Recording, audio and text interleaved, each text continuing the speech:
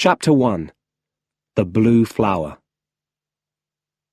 Bruce Wayne was in prison in Bhutan, a country far away from his home in Gotham City in America.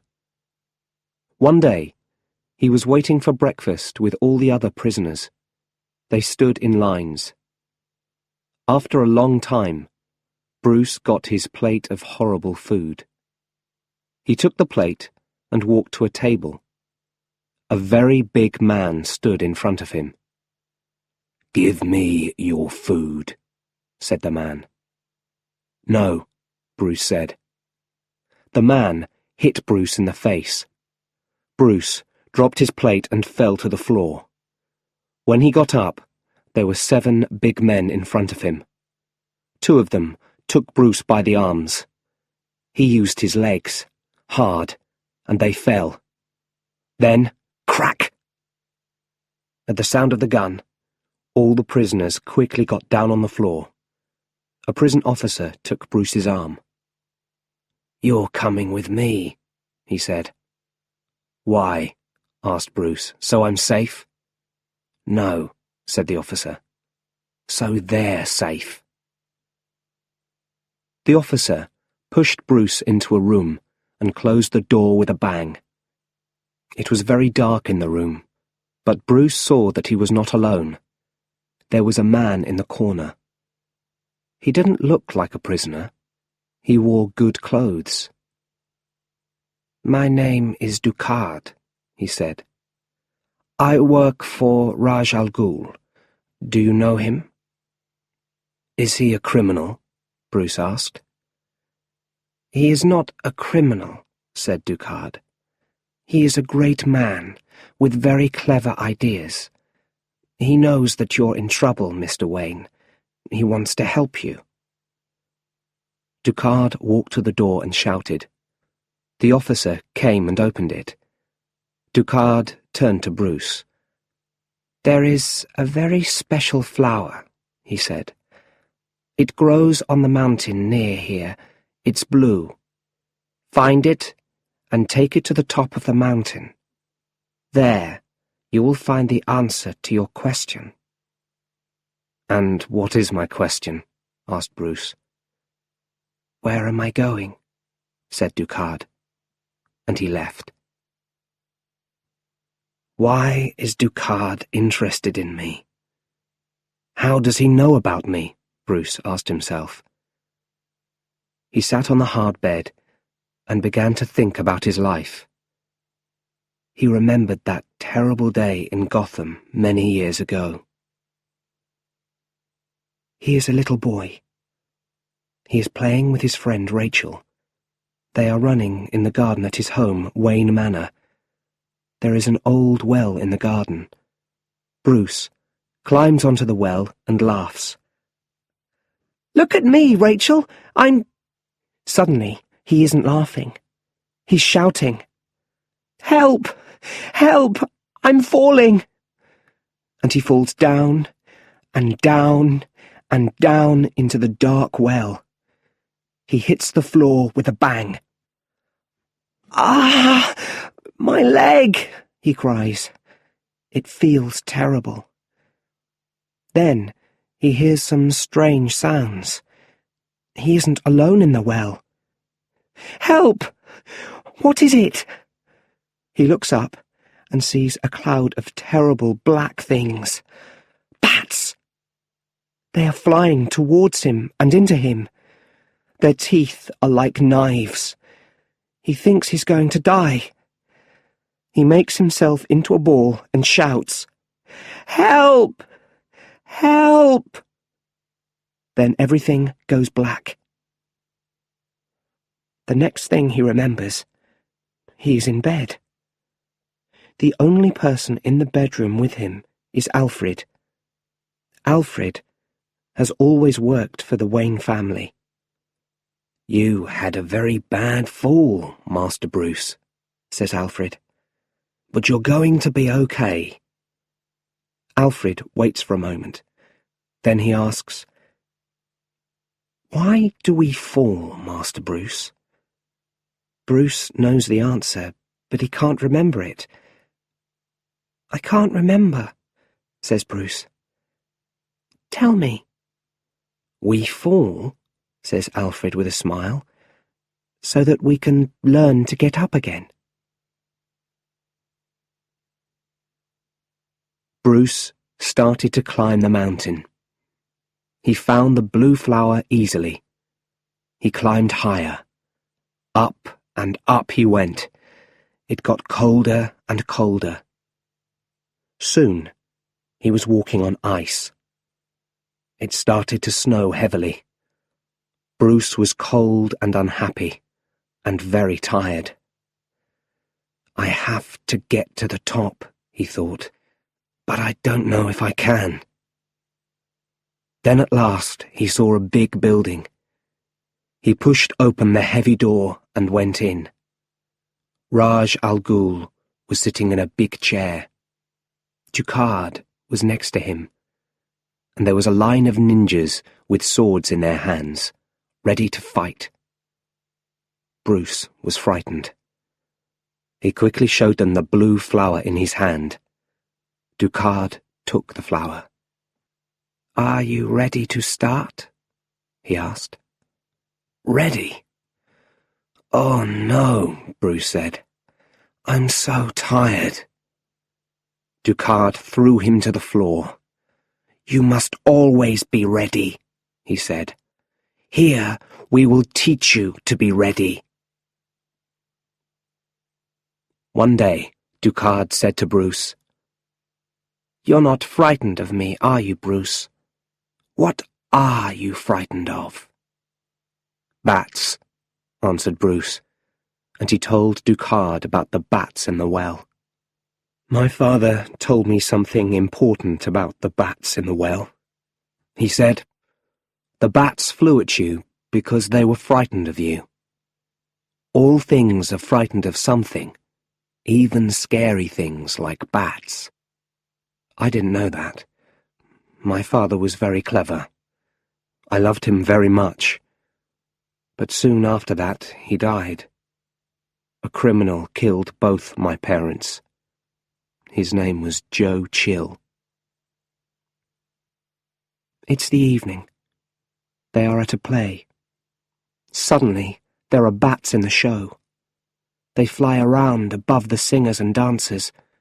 Bruce is frightened, so they leave early.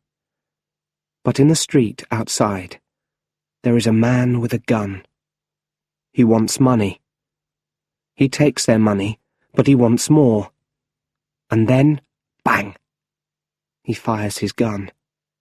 Bruce's mother shouts. Bruce's father falls to the floor. Bang! He fires again. Bruce's mother falls to the floor. This is the worst moment of Bruce's life, and it is all his fault. "It wasn't your fault, Bruce," said Dukhard. "You were very young." He was giving Bruce a lesson on a river. It was thick ice. They were fighting with swords. "You must always look very carefully at the things around you, Bruce," said Dukhard. Suddenly, he hit the ice with his sword. Crack! The ice broke, and Bruce crashed into the black water below.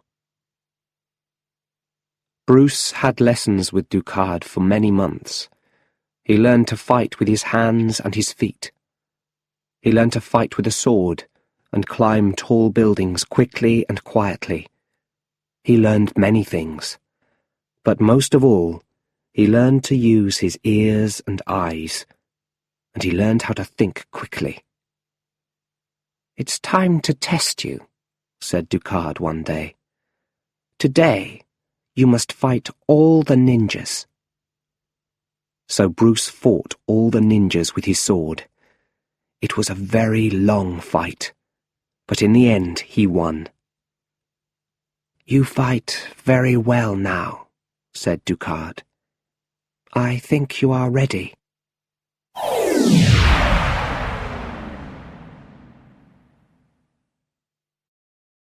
Chapter 2. Bats Everywhere. Bruce couldn't sleep that night. He remembered his life after Joe Chill killed his parents. He was so unhappy and so angry. He went from school to school and university to university. He never stayed long in one place. Bruce is 20. He is going back to Gotham by train. Alfred meets him at the station.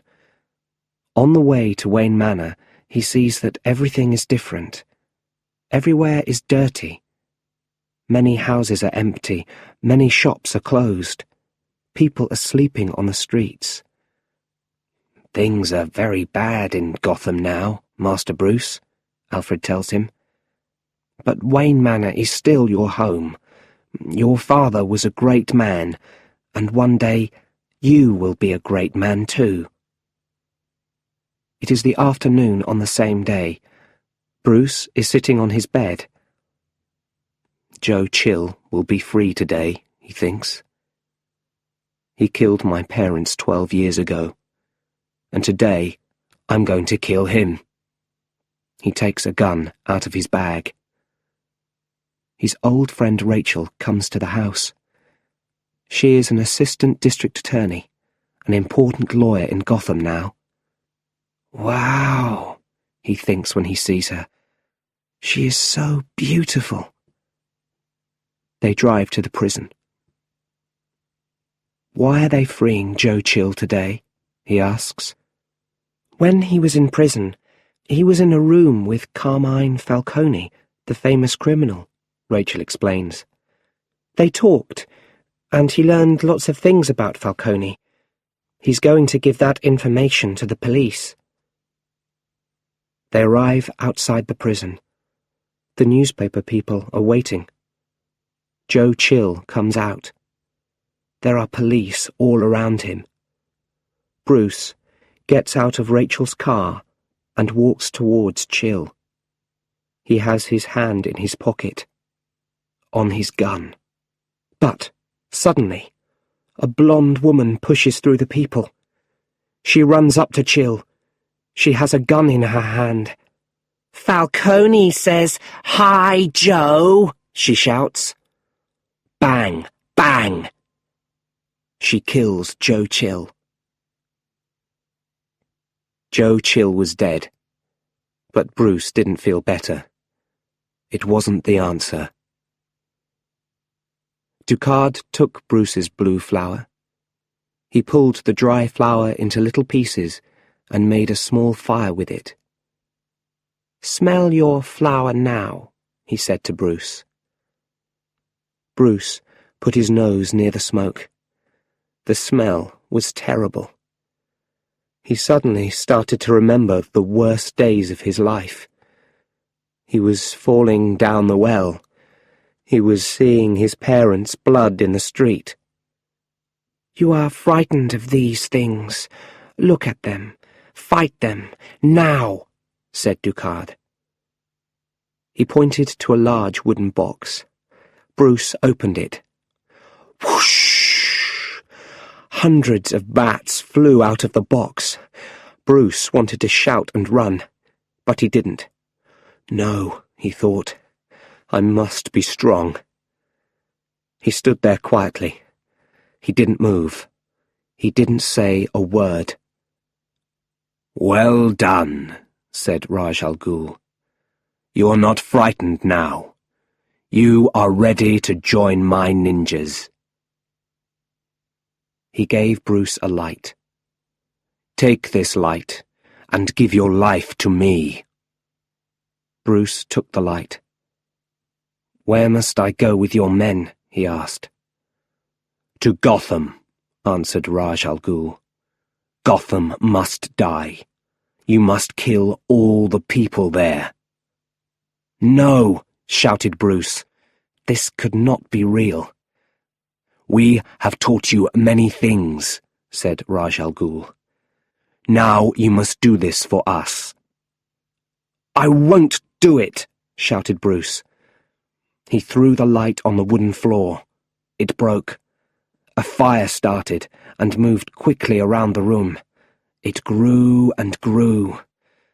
It reached the boxes of explosives in the cupboards. They started to explode. Bang! Bang! Ninjas ran everywhere. The roof started to fall. It fell on Raj al Ghul and killed him. As Bruce ran to the door, he saw Ducard's body on the floor. He wasn't dead. Bruce pulled Ducard out of the building and into the snow. He pulled him down the icy mountain. Ducard was very heavy. Once, he almost fell over the edge of the mountain, but Bruce saved him. After some time, they came to some houses. Bruce left Ducard with an old man there. "You saved his life. I will tell him," said the old man. "Where are you going?" "I'm going home," said Bruce. Bruce walked down the rest of the mountain. He phoned Alfred. "I need you, Alfred," he said.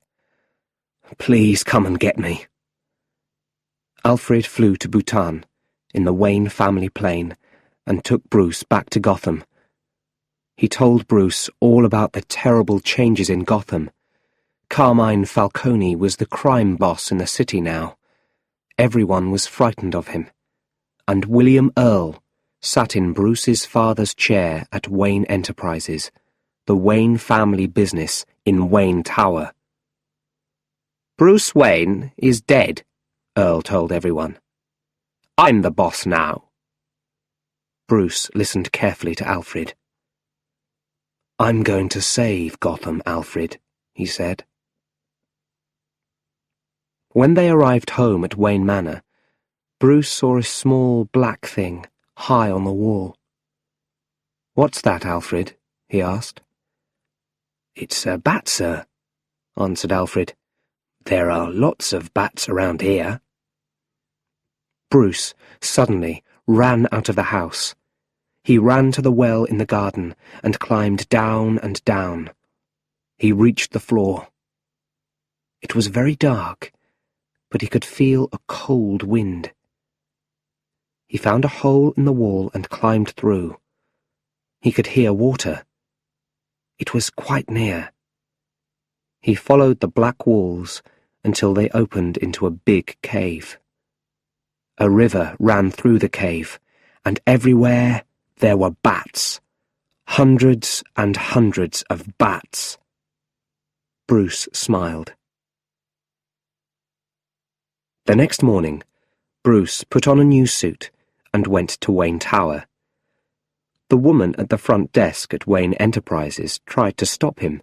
"You can't go in there," she said. "They're having a business meeting." But Bruce opened the door and went in. There were a lot of men sitting around a long table, and at the end of the table was William Earl. "Good morning, Mr. Earl. Good morning, everyone," said Bruce. Earl's face went white, but he quickly tried to smile. "My boy, how nice to see you," he said. "You're back. What a surprise. A nice surprise." "I've come back to work here," said Bruce. "I want to learn the family business." Bruce started work in the Applied Sciences office.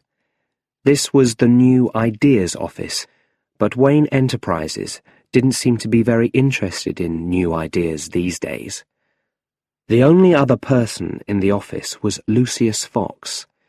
Lucius was a friend of Bruce's father before he died. Bruce looked around the big room. It was full of strange and exciting things. "What's this?" he asked, and pointed to a black suit. "It's a bodysuit," said Lucius. "It can stop a knife. It can even stop a gun." "Can I have it?" asked Bruce. "Of course," said Lucius. "All these things are yours anyway." Bruce took the bodysuit home and down to the cave. Soon, he thought, I will be ready.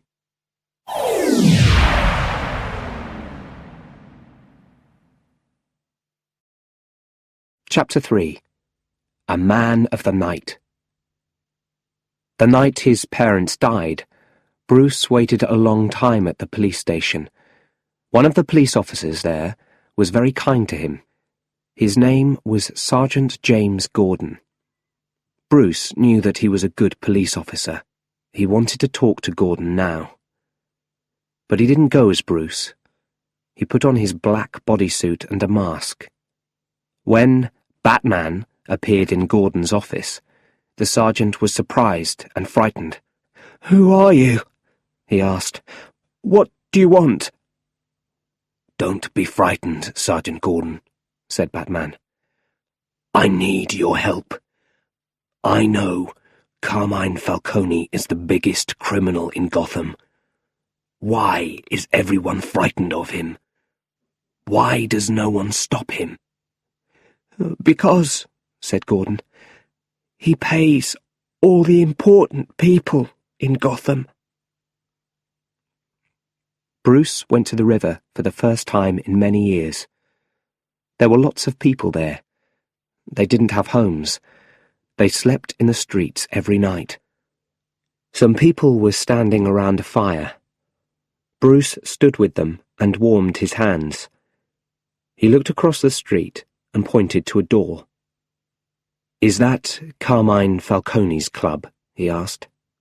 "Yeah," someone said. The next day at work, Lucius Fox said, "Come with me, Mr. Wayne. I want to show you something." Bruce followed him into a big room. There, in the centre of the room, was a fantastic car.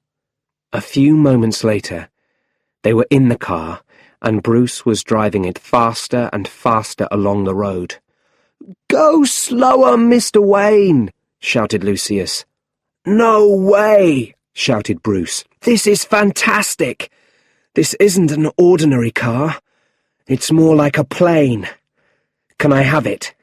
"Of course!" shouted Lucius. "All these things are yours anyway." Later, Bruce drove the car back to Wayne Manor. "I'll call it the Batmobile," he told Alfred. Bruce was a man of the night now. He was Batman. He stood on top of a building near Falcone's club. He watched the street by the river. He saw a police officer talking to a group of ship workers. The officer took out a small white bag and gave it to the workers. Drugs. So some of the Gotham police were bad too. Falcone was paying everyone. Falcone sat in his office with Dr. Crane, the boss of Arkham Asylum for the mentally ill. "Our boss is arriving very soon," said Crane. "When I tell him about the money, his money, he won't be happy." "Don't tell him," said Falcone. "I won't take any more. This is the last time." He gave Crane a small bag. "Do you want to test the drugs now?" he asked.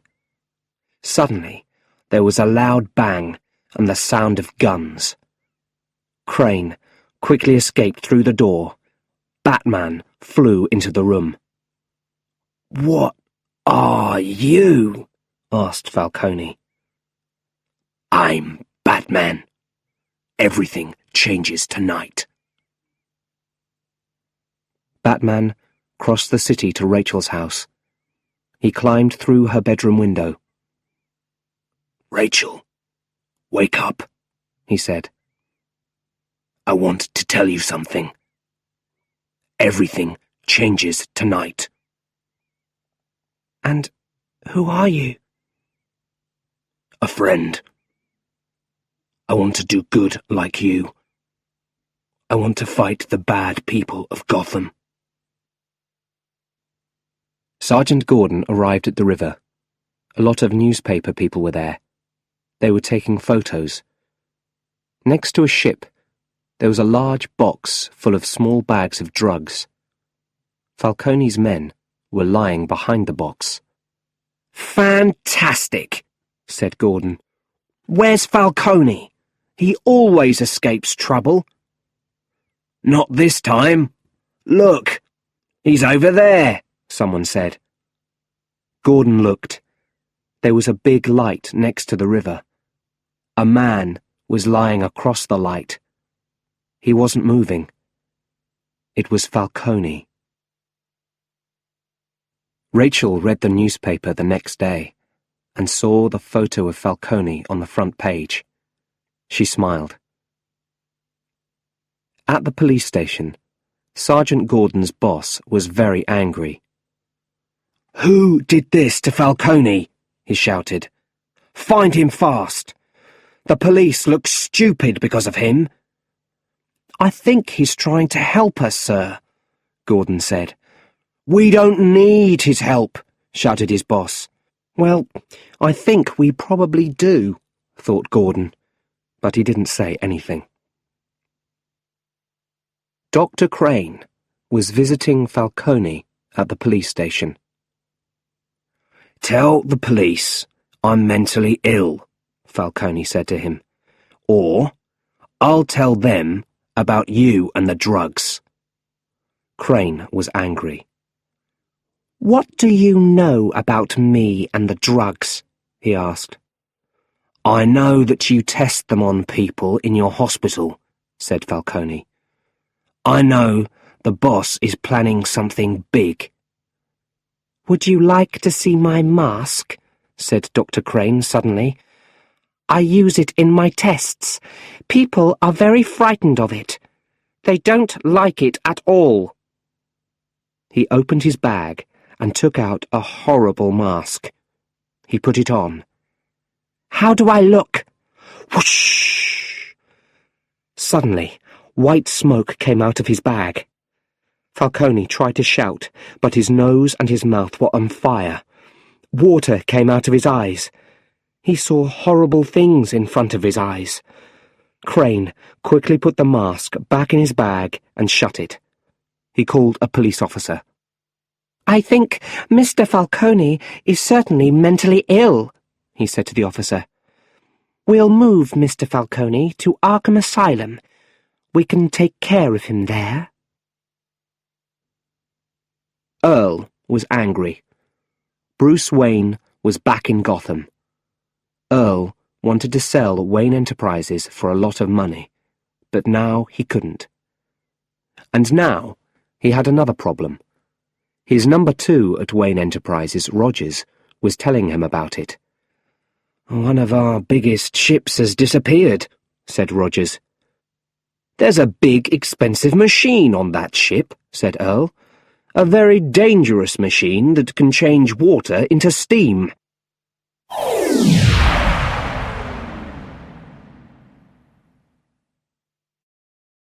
Chapter 4. The White Smoke. "No one must know that I am Batman," thought Bruce. "Everyone must think that I am just rich and lazy." So, one evening, Bruce went to have dinner at Gotham's most expensive hotel restaurant. He took 2 beautiful women with him, one on each arm. After dinner, the women wanted to swim in the hotel swimming pool. "It's closed," said the waiter. "Then I will buy this hotel and open the swimming pool," said Bruce. He jumped into the pool with the 2 women. Later, when Bruce was leaving the hotel with the 2 women, he suddenly saw Rachel. She wore a fantastic dress and looked beautiful. She was just going into the restaurant. "You haven't changed much, have you, Bruce?" she said. "It's all fun and no work for you, isn't it?" "Hey, Rachel, this isn't the real me." "The things you do are important, Bruce, not the things you say." And she walked away. Batman went to see Sergeant Gordon. "There was someone in Falcone's office with him that night," he said. "He was testing the drugs. Do you know who it was?" "No, I don't," answered Gordon. Dr. Crane from Arkham Asylum often visits Falcone. Perhaps it was him." "Yes, perhaps it was," said Batman. "I think I'll go to Arkham Asylum." "It's not safe," said Gordon. "It's in the Narrows, a very dangerous part of Gotham." "Not for me," said Batman. Batman soon arrived at the Narrows. Behind Arkham Asylum was a dark building. Batman went inside and found a very big ship's box. It was difficult to open. At last, he was able to push open the top. Inside, there was a machine. It was the size of a big car. Batman read the words on the box.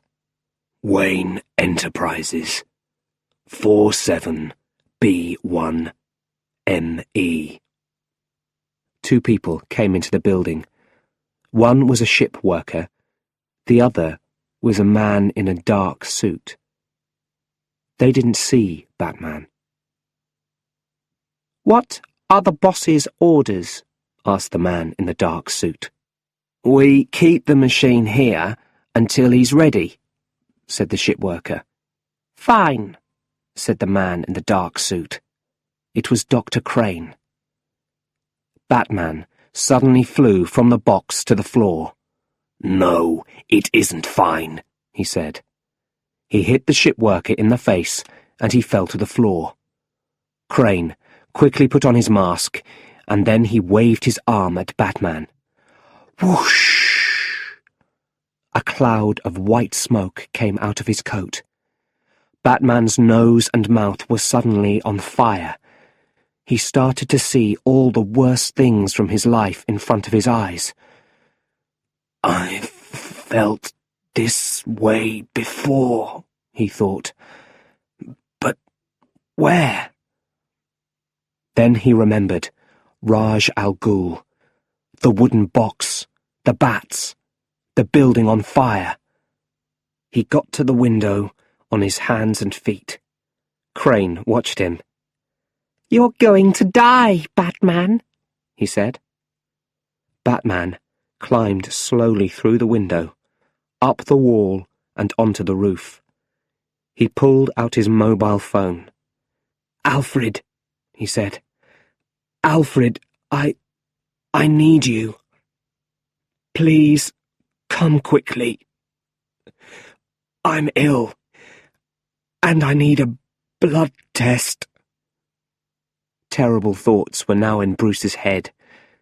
He was at the show, the bats, his parents, a gun, blood in the street, and then nothing.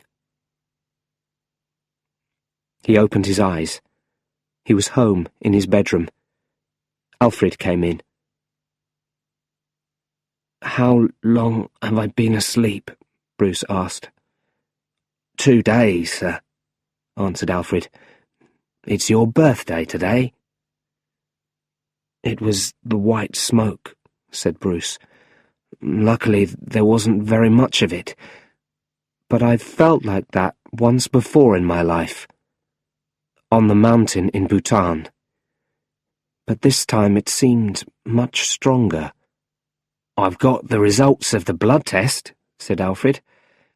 He gave Bruce a piece of paper.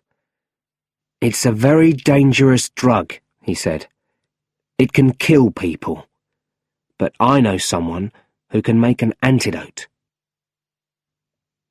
The next day, Bruce showed the results to Lucius Fox. "This was in your blood," he said. "You're lucky you didn't die." "Yes, I've been very lucky," said Bruce. "Can you make an antidote?" "I think so," said Fox. "But it won't be easy." "One more thing," said Bruce. "Do you know what Wayne Enterprises 47B1ME is?" "No, I don't," said Fox.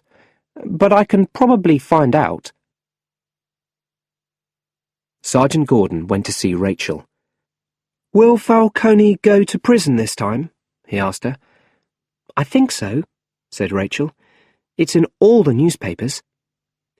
Batman came to see me, Miss Dawes, said Gordon. He asked for my help. Yes, I know, said Rachel.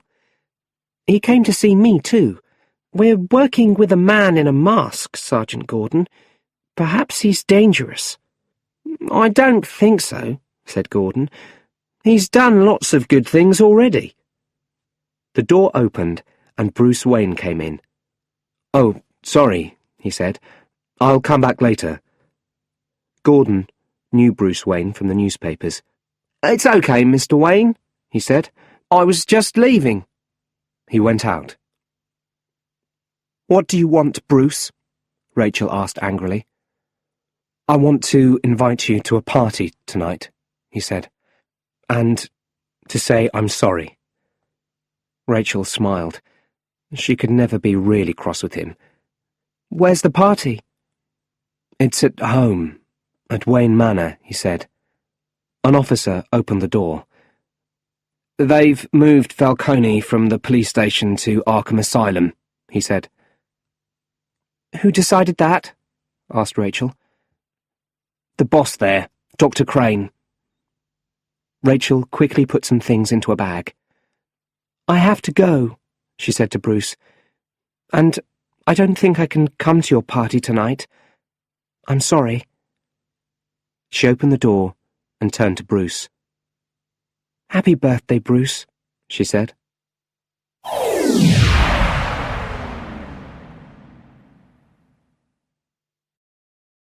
Chapter 5. Raj Al Ghul is dead. Rachel was in Dr. Crane's office at the asylum. Batman was listening outside the building. Falcone is just going to prison when he suddenly becomes mentally ill, said Rachel. Isn't that a little strange, Dr. Crane? Would you like to see Falcone, Miss Dawes? Then you'll be able to decide for yourself, said Crane. Come with me. I'll show you. Falcone lay on his bed.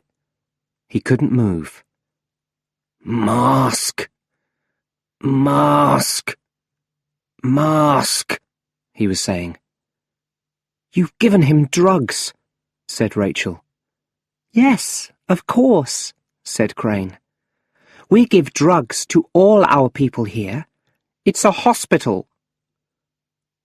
The police doctor must see him and do some blood tests, said Rachel.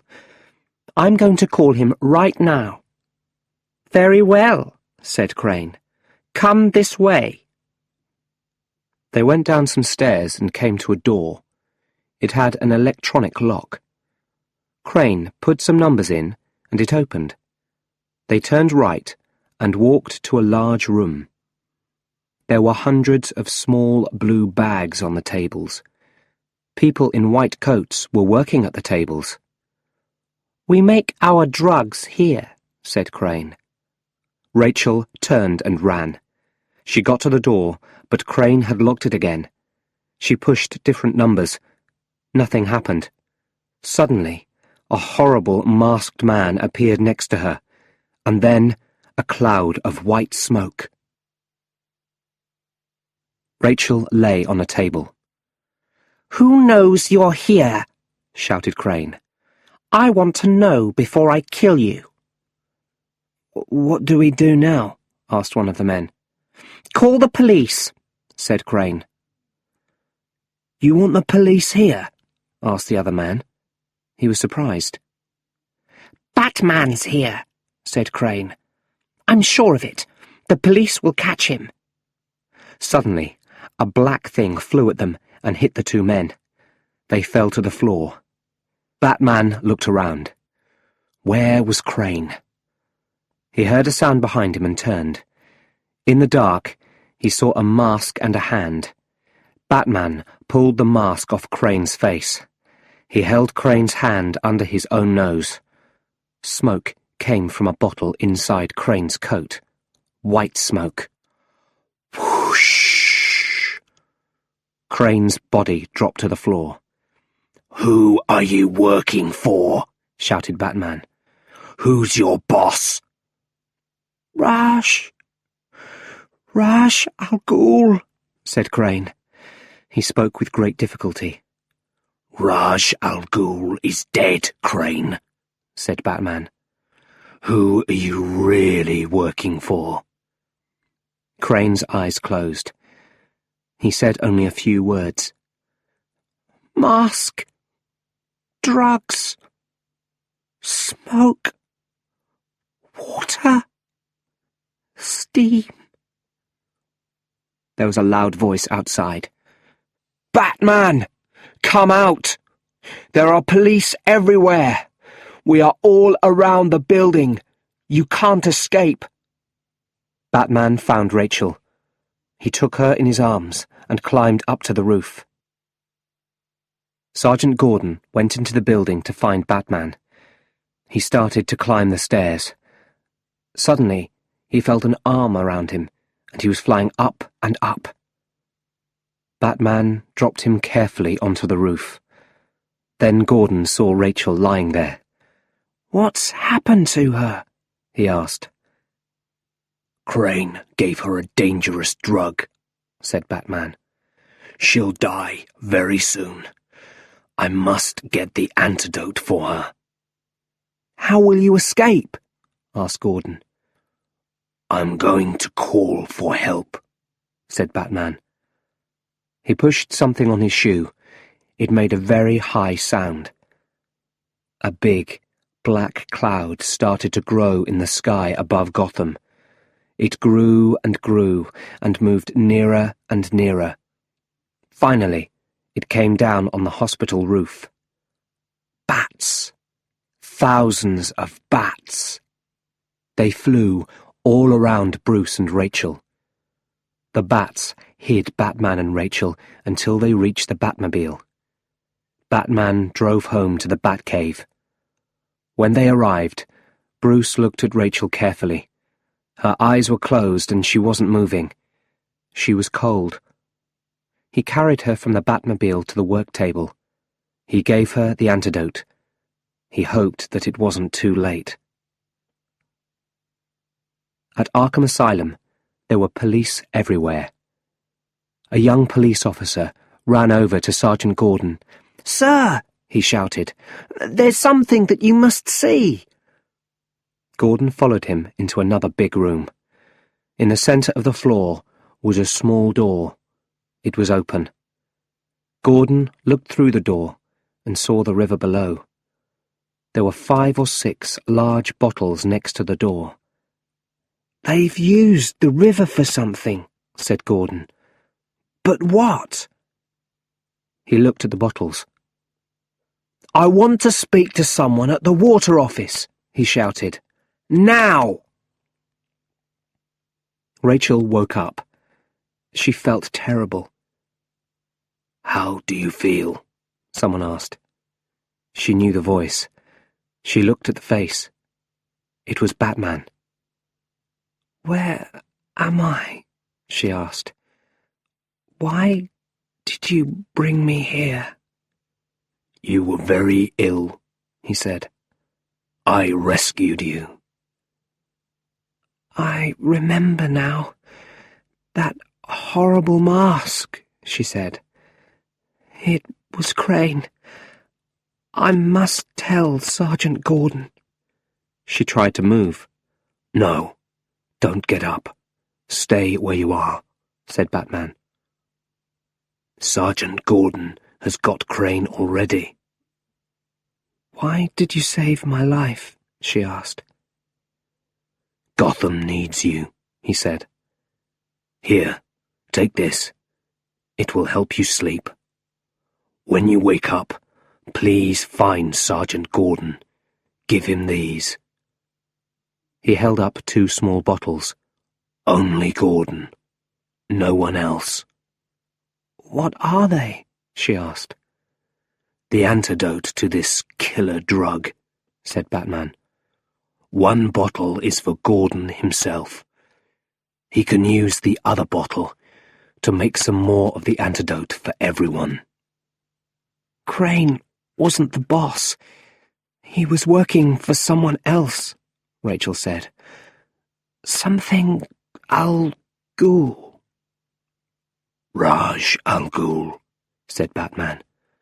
"No, it's not Raj Al Ghul. He's dead. I was there when he died." But Rachel was asleep.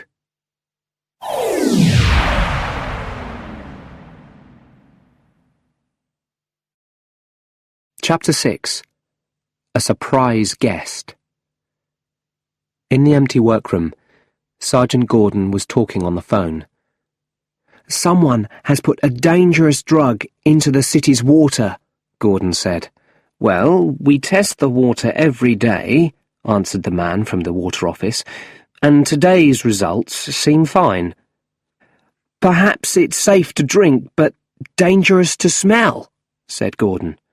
"That's possible," said the waterman. When he finished his phone call, Gordon saw the large ship's box. "What's that?" he asked. "Let's open it." They got the top off and found a machine. "Oh, it's bigger than a car," said an officer. "What does it say on it?" "Wayne Enterprises, 47B1ME, Gordon read. "What does it do?" asked an officer. "I've no idea," answered Gordon. "But no one must go near it, okay?" Bruce left the cave and went up into the house. Everyone was having a great time at his birthday party. When he appeared, they all sang, "Happy Birthday to You." Bruce walked around saying hello to his guests.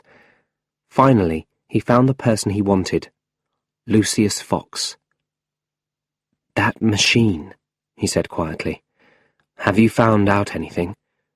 "Yes, I have. It can change water into steam," Fox said. Bruce thought for a moment. "So, you could put a dangerous drug in the water," he said, "and then you could change the water into steam and kill everyone in the city. Could you?" "Yes, you could," said Fox. "Oh, no." Bruce went quietly across the room towards the door. He had to leave as soon as possible. But on the way, a woman took his arm. It was Mrs. Delane, an old friend of his father. "Bruce," she said, "I want you to meet someone." "I'm sorry, I can't stop now, Mrs. Delane," said Bruce. "I have to—" But then he looked at the man with Mrs. Delane. The man wore a blue flower in his jacket. "This is Mr. Al Ghul, Bruce," said Mrs. Delane. "You're not Raj Al Ghul," Bruce said to the man. "No, you're right, Bruce," said a voice behind him. He turned around. It was Ducard. "He isn't Raj Al Ghul," said Ducard. "I am. I'm not Ducard. I never was. And you, Bruce, were my best student until you escaped." Bruce looked around the room and saw that he didn't know some of the people there. They weren't his friends. They were ninjas. His guests were in danger. They had to get out fast. What could he do? He took a glass and shouted, "Let's drink to my birthday. Let's drink to all my guests. You don't like me, do you? You're here because you like my money. You just want some free food and drink." The guests were very upset and angry. They left the house at once. They got in their cars and drove away. Raj Al Ghul laughed. "They will die very soon anyway," he said. "So was Crane working for you?" asked Bruce. "Yes, he was," said Raj Al Ghul. "But he was only interested in money. I want much more than that. When Gotham dies, people everywhere will be frightened. There will be fighting and killing all over the world. Man will disappear. No more people. The world will be wonderful again. I saved you, Bruce, but you fought me. You set fire to my home. Since then, your activities have made trouble for us. Now, we're going to make trouble for you. Raj Al Ghul shouted an order to his men. Go ahead! The ninjas started to set fire to the furniture. Some kilometers away, at Arkham Asylum, 4 police officers were standing around the machine. What did Gordon say? No one must go near it, one of them said. Except us, of course. They all laughed. Another one looked at his watch. It's time, he said. They turned on the machine and then put explosives along the wall. They weren't following Sergeant Gordon's orders. At the same time, high above the city, a train driver looked at his watch. The train stops here, he said. Everyone out. The passengers got out.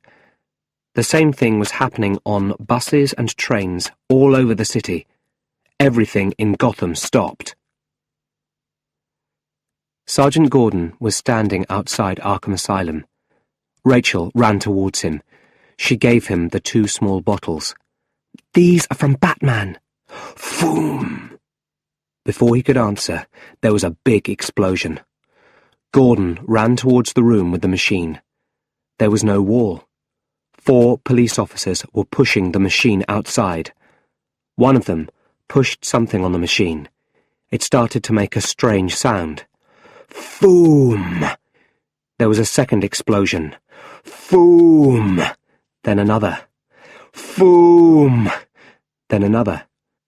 There was steam everywhere. A small cloud of steam moved towards Gordon. The smell reached him. His nose and mouth were on fire. At the water office, the workers were looking at a map of Gotham City. There were small lights all over the map. All the lights were green, except one. The light at Arkham Asylum was red. Wayne Manor was on fire. Have you come to kill me? Bruce asked Raj. No, said Raj. I've come to ask you a question. Will you join us? Never, said Bruce. I don't want to be part of this.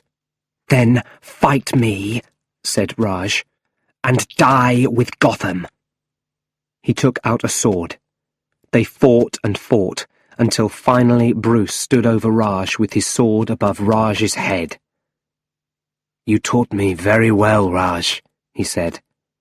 Yes, I did, said Raj. But you always forget to look very carefully at the things around you. Crack! Bruce looked up. The roof was on fire. Part of it was falling towards him. Bang! It hit him, and he fell to the floor. Goodbye, my friend, said Raj. He ran out of the building. A car was waiting for him.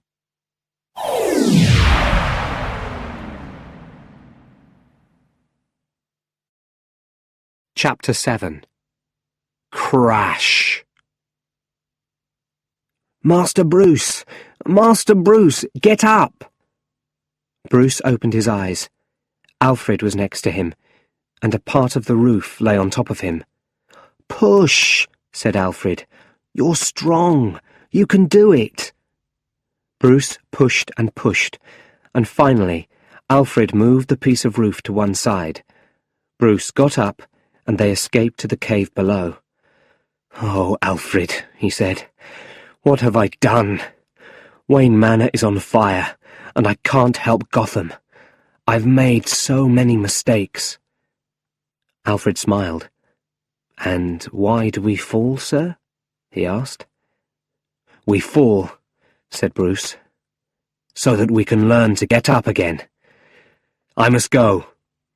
He changed into his batsuit and took off in the Batmobile. Whoosh! In a few minutes he was in Gotham.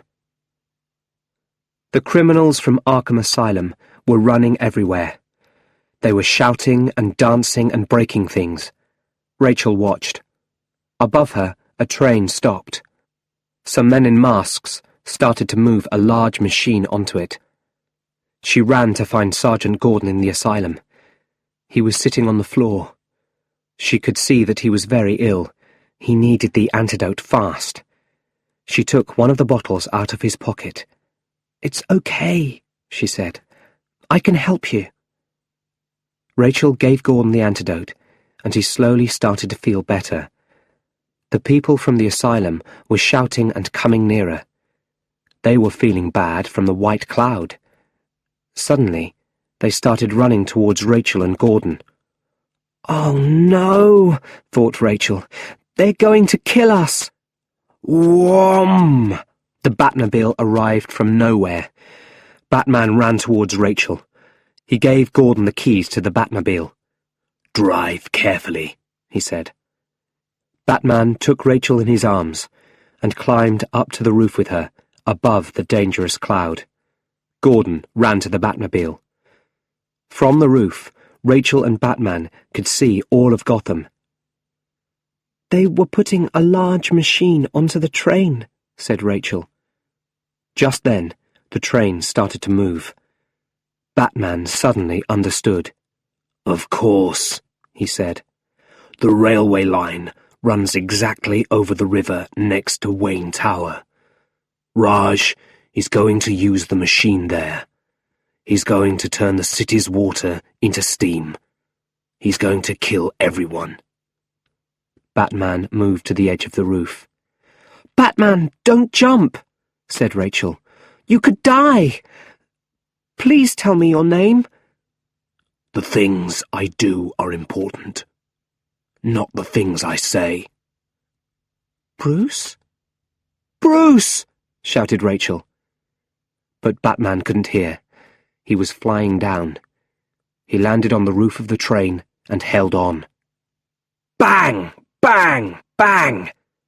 People inside the train fired guns through the roof. They hit Batman 3 times.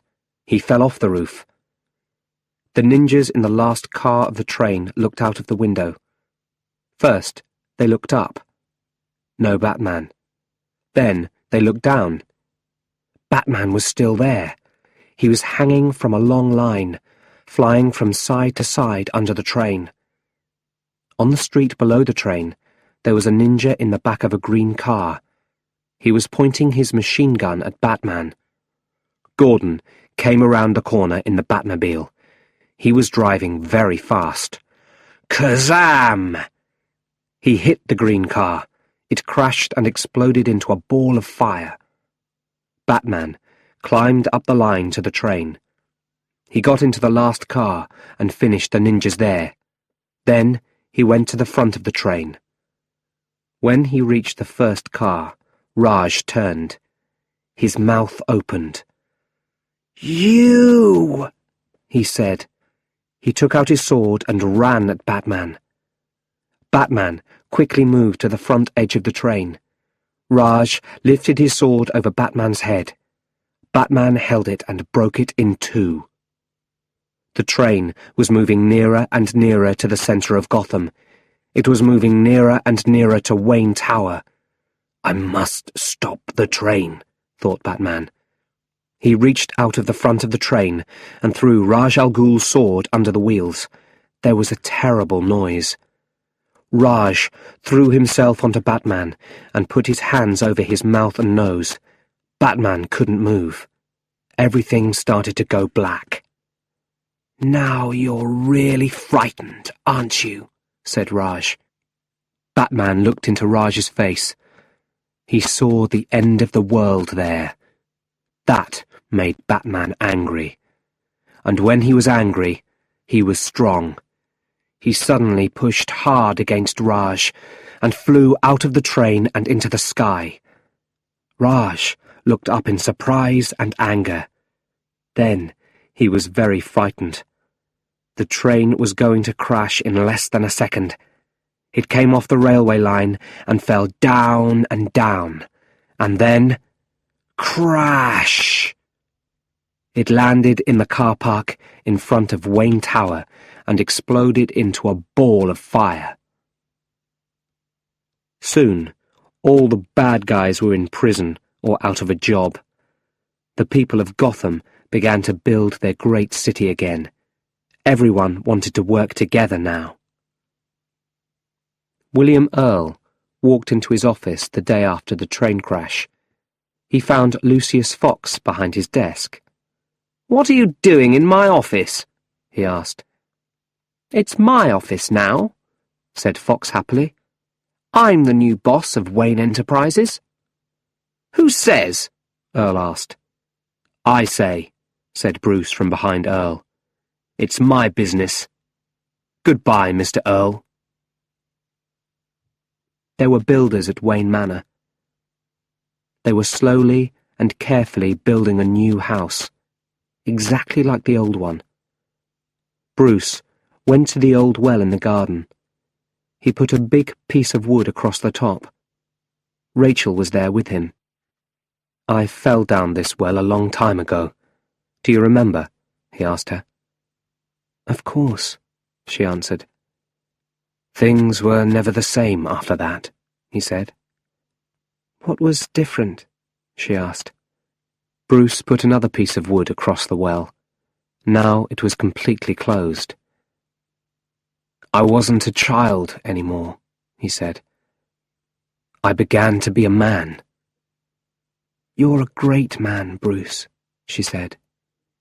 Bruce looked at her. She could see that he loved her.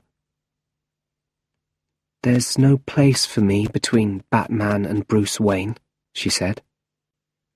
"I don't have to be Batman," he said. "I can choose my own life." "No," she said. "I don't think you can. Great people can't always choose their lives. Gotham needs you. Goodbye, Bruce." "Goodbye, Rachel," he said. "I'll do my best for Gotham." "I know you will," she said.